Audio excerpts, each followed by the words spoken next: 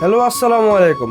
আজকের এই ভিডিওতে আপনারা জানতে পারবেন সাকুরা বাস বরিশাল বিভাগের কোন কোন রোডে যাত্রী সেবা দেয় এবং কোন কোন রোডে যাত্রী সেবা বন্ধ করে দিয়েছে।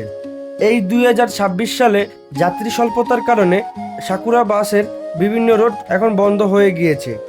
তো আজকের ভিডিওতে আপনাদের এইটাই জানানোর চেষ্টা করব যে বর্তমানে কোন রোড চালু আছে এবং কোন রোড বন্ধ হয়ে গিয়েছে।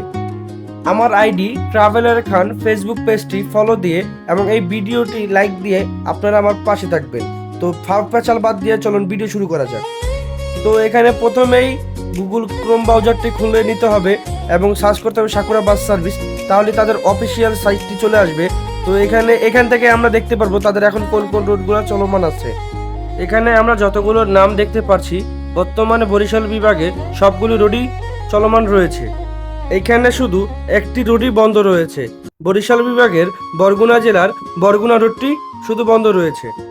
শোনা গিয়েছে যাত্রী স্বল্পতার কারণে এই রোডটি সাকুরা কোম্পানি বন্ধ করে দিয়েছে, তাছাড়া অন্য কিছু হতে পারে, তা আমার সঠিকভাবে জানা নেই।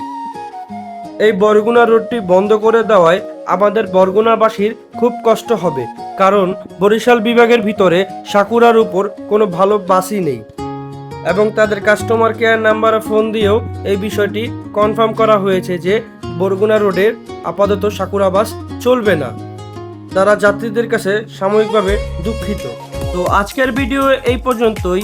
আপনাদের যদি আমার এই ভিডিওটি ভালো লেগে থাকে তো আমার চ্যানেলটি সাবস্ক্রাইব করে এবং পেজটি ফলো করে আপনারা আমার পাশে থাকবেন। তো আসসালামু আলাইকুম।